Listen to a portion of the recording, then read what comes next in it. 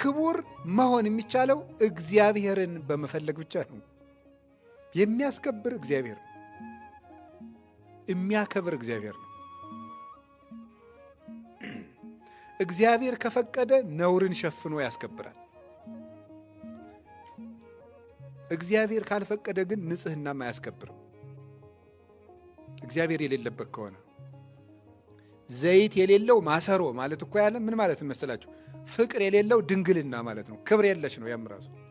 እኔ አሁን ክብሬን ጥብቄያለሁ ብሎ አንድ ሰው በድንግልና ነው መኖር ሊል ይችላል።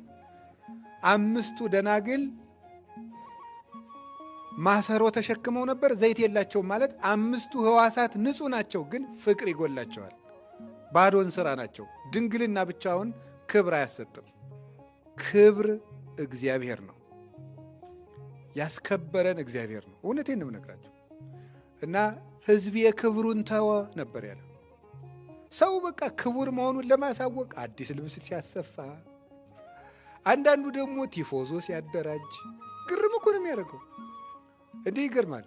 እገሌ አቶ ገሌ በጣም ጥሩ ሰው ናቸው የሚሉ ወሬኞቹን ሁሉ የሚያደራጅ ሰው አለ። የለም፣ እነዚያ የካዱ ዘንድ ክብርህ ይገፈፋል። እንኳን ሌላ እኮ የቤተ ክርስቲያን ሰዎች ሁሉ ሲያደርጉት ነው የሚያስቀው።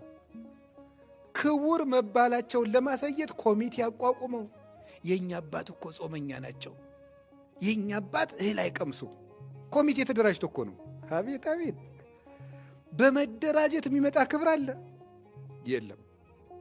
የኛ አባት እህል አይበሉም፣ እንቅልፍ አይወስዳቸውም፣ ሽምብራ ነው የሚቀምሱት፣ እንዲያረጉም ንጹህ ናቸው፣ ቅዱስ ናቸው። ሲጀመር ኢትክል ተከብቶ ሀገር እንተ ታንጸት መልዕልተ ደብር እያትው ማይቶተ ከማያንብርዋ ታሕተ ከፈር አላ ያነብርዋ ዲበ ተቋማ ወታበርህ ለኩሉ። ከተራራ ላይ የተሰራች ከተማ ተሸፈኝ ቢሏት አትሸፈንም። የተራራው ከፍታ ግዱ ይገልጣታል። ልልና ያለው ሰው ጋርዶ የሚያስቀረው የለም። ተናገሩልኝ አይልም። ሰው አያዋቅርም፣ ቀስቃሽ አያደራጅም፣ ነጋሪት አያስጎስምም፣ መለከት አያስነፋም። እግዚአብሔርን የያዘ ሰው እግዚአብሔር ይናገርለታል። አብ ወወልድ ወመንፈስ ቅዱስ ስም አይከውኑ።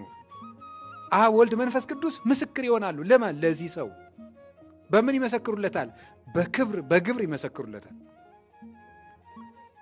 የእግዚአብሔር ሰው ምስክሩ እግዚአብሔር እንጂ